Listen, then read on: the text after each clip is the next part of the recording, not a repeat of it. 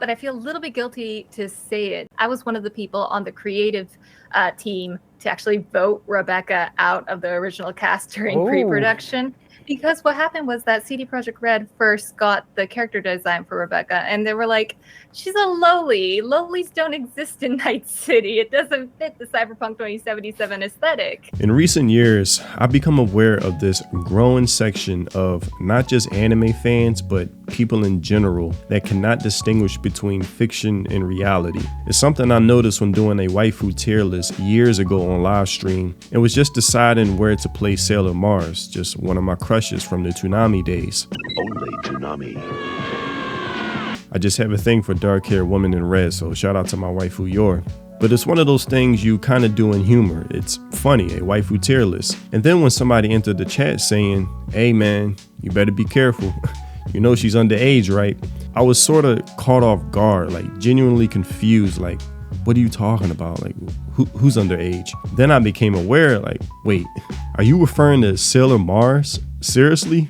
And then my chat informed me, yeah, this is a thing now that people get obsessed about, that people will call you a PDF file if I think Sailor Mars is a waifu. Like, that is so silly to me. That's like live streaming a game I used to play back in the day, True Crimes of LA, where I'm just going crazy, spraying everybody in the street, buck wild, treating the roads like NASCAR, speeding in every direction, and somebody enters the chat and says, hey man, you better be careful. If the cops catch you, you're going to jail. And me just saying, what are you talking about? You mean this video game?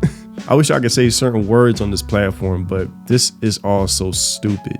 So I started to become aware of this conversation about characters in anime that was happening, like lollies and so on. And I'm just shocked, like, who watches anime like this? Like, do they not know this is not real? It's not fucking real, right? What the hell happened to civilization in the West? These characters are not real.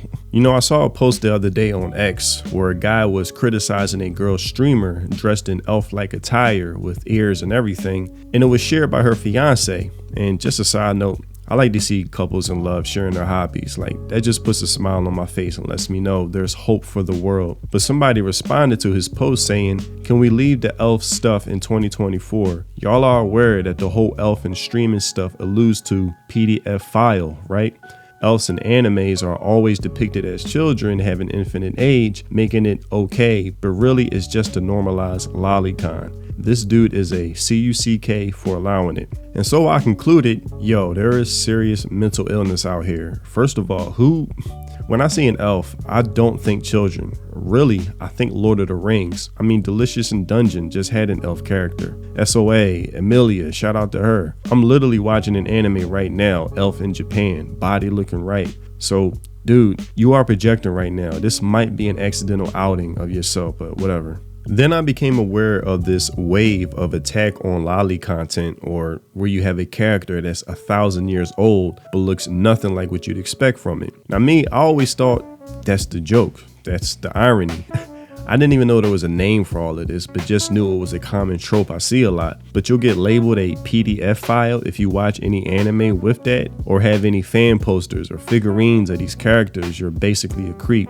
So even though this is all nonsense, all these characters created with a pencil, digital pen, crayon, marker, whatever, allow me some time to try to sort through this logical fallacy. So take a character like Beatrice from ReZero, who's like 400 years old, well beyond her adult years and has the state of mind of one. But they'll say, because she looks young and doesn't look developed like one, you're a creep because you find her cute or adorable, or just favor her in the series, or characters like her who aren't drawn as developed as other women characters, but still clearly an adult. But in their minds, if you don't have double D's, it doesn't count. But then you take a character like Nezuko, where she aged like 10 years in seconds, full demon mode, and if you have a reaction like, damn, you should feel ashamed because technically 10 years haven't passed yet. Like, which one is it? Make up your mind, guys. Is it the age? Is it the body? Like, this is all silly. Like, I was cracking up just trying to sort through all of this. Like, people are really trying to apply real world logic to fiction. This isn't real, everyone.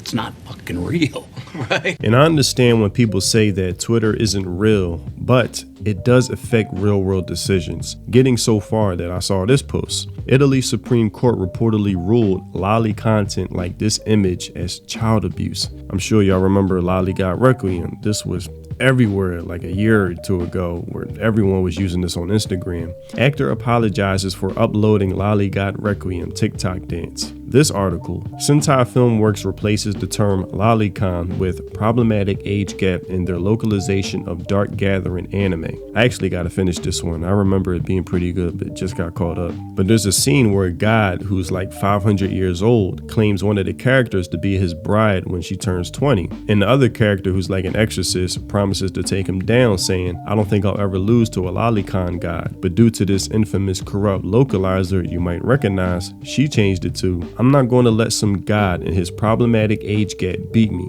Yeah, so never wonder why people express their dislike for Taurus. But luckily, due to a base distributor, it was changed back to its accurate translation. So shout out to those who really fight for this medium, like this. Studio Trigger refused to redesign Rebecca in Cyberpunk Edge Runners. The lolly must stay. She's the best girl.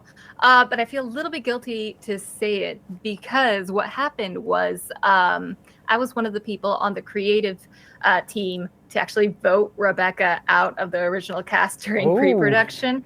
Because what happened was that CD Projekt Red first got the character design for Rebecca, and they were like, she's a loli. Lolis don't exist in Night City. It doesn't fit the Cyberpunk 2077 aesthetic. But Trigger was like, no, the loli must stay. And Sincerely, man, I really do mean that. Like, we need more studios like this. And Rebecca ended up being a fan favorite. Imagine if they listened to these ignorant outsiders. And listen, I could keep going forever with these examples. Mushoku Tensei, Blue Archive, Ari Fueda, Don't Toy With Me, Miss Nagatoro, Sasaki and Peeps. I remember I made content on this anime and getting comments like the anime at first, but them lollies, too many, man. Even if his work partner that I thought could be mature for him later revealed she was 16. Like, come on, this guy's 40. Why hook him up with middle school looking girls and lolly looking females? You know, guys, it gets to a point where if you can't distinguish between fiction and reality to this degree, where you get offended at every turn and complain about it, maybe anime just isn't for you, and that's okay. Another article, developer of Japanese video games discusses the rise of lolly censorship in anime and video games. And basically, a summary of this article is a Japanese developer and curator is highlighting the constant imposition from the West to change and censor anime and Japanese video games. Not from the fans, but these activists who wake up every morning looking to be offended and destroy what other people love. And I'll leave a link to this article in the description because it's pretty enlightening. And I think it's a consequence of current generations spending their whole lives online, to where the world behind the screen they think is reality and actual reality becomes fiction to them. So when you hear quotes like, people on this app will treat fictional characters as if they're real people and then talk about real people as if they're fictional and then get mad at you for knowing the difference, that goes beyond a joke at this point because it's so real. And just like any buzzword these days, people will misuse and expand the definitions of terms just to suit their narrative, to where this girl posted a front cover of a novel saying, "A forbidden romance between a ballerina and physical therapist. Please, I need this book." With another user responding to her, "Y'all's obsession with child-sized women paired with men roughly the size of a two-door fridge needs to be clinically evaluated." Like, this shit just doesn't stop, yo. And to think my awareness of this all started from Sailor Mars being on a waifu tier list. Like, it's so silly when you think about it and really break down anime characters. Like, no one's eyes are that big. No one's nose is as small as a dot. When you have these characters whose eyes have every color of the rainbow or eyes look like a firework display, it just puzzles me that people can't see that this isn't real. It's not fucking real, right? Like when a girl wears bunny ears at a costume party, it doesn't mean you're attracted to a rabbit. Or at a Halloween party where a girl has cat nose makeup and a tail attached to her outfit, it doesn't mean you're attracted to damn cats. Like, what are we talking about here? Seriously. And I'll end it with this segment. When people get upset at you for watching a romance anime and the characters are of a certain age and they get mad like, you're not allowed to find her attractive because technically she's underage. So stupid. Now, beyond the stupidity of not realizing this isn't real, I can even take this into live action. Like, there was a common joke in the 90s into the early 2000s where people aren't casted as the age of the character they're playing, but well beyond it. Yeah, they cast people in the late 20s, early 30s to play us. Take a show like Vampire Diaries. I had a crush on Caroline and Bonnie. Now, they're playing characters that are younger than me, but in real life, they're actually older than me. You see what I'm saying? Like, I'm pointing this out to highlight the stupidity of this whole argument and this warped way of viewing entertainment. Another one, Furioso star issues statement reminding people the movie is fiction after angry DMs. Basically, people got so upset from his villain role in the movie, they took their anger out on him, condemning him as a real person compared to the role he played. Like, mental illness is on full display. And I don't say that as a joke. I really mean that. I'll say it again. It's my famous quote. There's a fringe amount of Western viewers that when consuming entertainment, they're looking to be offended, find something morally wrong with it, and be the first to social media to let the world know. But the average Eastern viewer, when consuming entertainment, they're just looking to be entertained, and that's it. And I really envy them because they're not surrounded by the mental illness that plagues us in the West and is constantly ruining everything, entertainment, fun, just whatever. But that's all I have for this video. Tell me what you think in the comment section below. Am I the only one that thinks this is silly and just so ridiculous and stupid? I am sincerely curious to know. If you haven't already, check out my music on Spotify, link in the description. If you love those Samurai Champloo lo-fi mellow boom bap vibes, then my music is definitely for you. Thanks for watching, and I'll see you in the next video. Free think. Peace.